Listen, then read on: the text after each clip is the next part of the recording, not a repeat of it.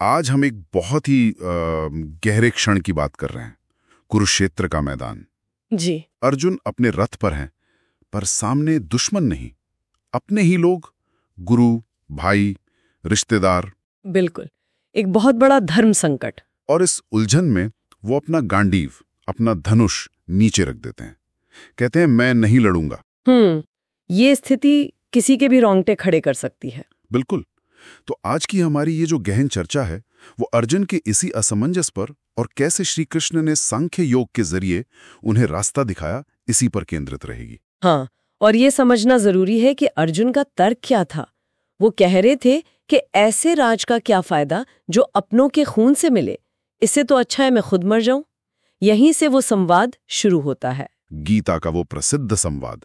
हमारा लक्ष्य यही समझना है कि आत्मा की अमरता, कर्म का सिद्धांत और अपने कर्तव्य का पालन, ये बातें कैसे अर्जुन को वापस खड़ा करती हैं। सही कहा। तो शुरुआत होती है कृष्ण की प्रतिक्रिया से। हाँ, वो तो अर्जुन को चौंका देती है।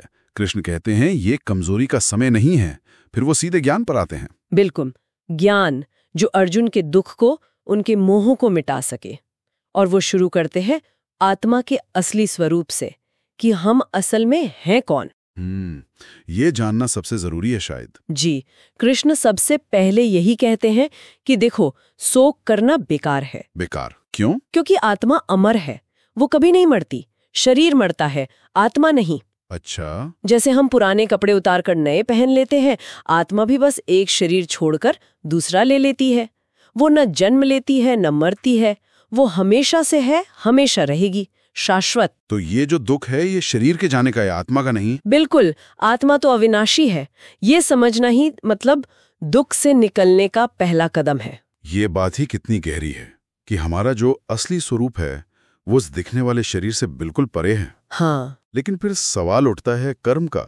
अगर आत्मा ही सब कुछ है, वो ना करती है ना मरती है, तो फिर कर्म क्यों करें, और खासकर युद्ध जैसा भयानक कर्म? सही सवाल है। और यहीं कृष्ण निष्काम कर्म का सिद्धांत लाते हैं। देखिए, कर्म करना तो तय है, प्रकृति हमसे कर्म करवाती ही है, हम बिना कर्म किए रह ही नहीं सकते। अच्छा। हाँ, सवाल ये है कि कर्म करें कैसे। तो कृष्ण कहते हैं फल की इच्छा के बिना करो। फल की इच्छा के बिना? हाँ, अर्जुन क्षत्रिय है, युद्ध करना उनका धर्म है, उनका कर्तव्य है। तो कृष्ण कहते हैं कि परिणाम की चिंता मत करो, हार जीत सुख दुख इन सब से ऊपर उठकर बस अपना कर्तव्य निभाओ। मतलब आसक्ति के बिना? बिल्कुल, बिना आसक्ति के कुशलता से अपना नियत कर्म करना, यही कर्मयोग है। लेकिन ये सुनने में जितना आसान लगता है उतना है नहीं। मन तो भागता है, इंद्रियां खींचती हैं हमें अपनी तरफ। हाँ, ये तो है। तो अपने कर्तव्य पर टिके रहना और फल की इच्छा भी ना करना, इसके लिए तो मन पर बहुत जबरदस्त कंट्रोल चाहिए। और देखिए, अर्जुन ने भी यही सवाल पूछा था। कृष्ण मानते हैं कि हाँ, मन बहुत चंचल है, उसे काबू करना मुश्किल है, जैसे हवा को पकड़ना। तो फिर रास्ता क्या है? वो रास्ता भी बताते हैं, अभ्यास और वैराग्य। निरंतर अभ्यास मतलब लगातार कोशिश करते रहना, और वैराग्य यानी दुनिया की चीजों से, नतीजों से मोह न रखना, अनासक्ति। अभ्यास और वैराग्य। हाँ, मुश्किल तो है पर नामुमकिन नहीं। इसके लिए विवेक चाहिए, समझ चाहिए। और शायद यही विवेक, यही समझ कि क्या स्थायी है और क्या अस्थायी, हमें सांख्य योग की तरफ ले जाती है। आत्मा और प्रकृति के भेद वाली बात। हाँ, ये सब जुड़ा हुआ है। सांख्य योग असल में ज्ञान का रास्ता है। ये पुरुष यानी चेतन आत्मा और प्रकृति यानी ये जड़ दुनिया, इसके फर्क को समझने पे जोर देता है। अच्छा। जब अर्जुन ये समझ जाते हैं कि वो ये शरीर नहीं है, ये मन नहीं है, बल्कि वो अमर आत्मा है, और ये जो दुनिया है ये सब प्रकृति का खेल है, तो उनका मोह टूटता है। उन्हें समझ आता है कि कर्म करना प्रकृति का स्वभाव है, लेकिन खुद को कर्ता मानना और फिर उसके फल से चिपक जाना, यही बंधन का कारण बनता है। तो ये ज्ञान उनको एक स्थिरता देता है। बिल्कुल, इस ज्ञान से ही सच्चा वैराग्य और मानसिक स्थिरता मिलती है। तो ये ज्ञान सिर्फ किताबी नहीं है, ये पूरी तरह से ट्रांसफॉर्म करने वाला है।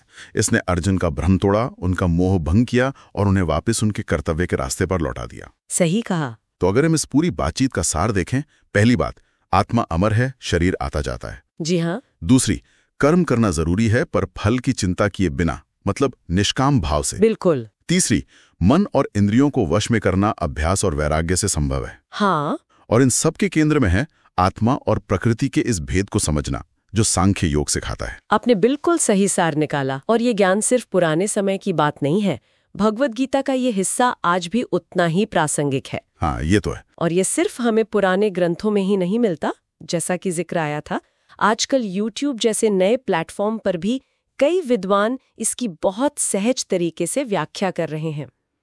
तो ये ज्ञान अब सबकी पहुंच में है। सही बात है। ये जीवन में जब भी कोई दुविधा आती है, रास्ता दिखाने की ताकत रखता है। बिल्कुल। तो चलिए आज की इस चर्चा को एक विचार के साथ यहीं रोकते हैं। जरूर। सोचने के लिए एक बात छोड़ते हैं सबके लिए। जरूर। अगर हम सच में गहराई से इस बात को मान लें, महसूस कर लें कि हम ये नश्वर शरीर नहीं बल्कि वो शाश्वत आत्मा है, तो हमारे रोज के जो फैसले हैं, हमारी चिंताएं हैं, हमारी प्रायोरिटीज हैं, वो किस तरह बदल सकती हैं।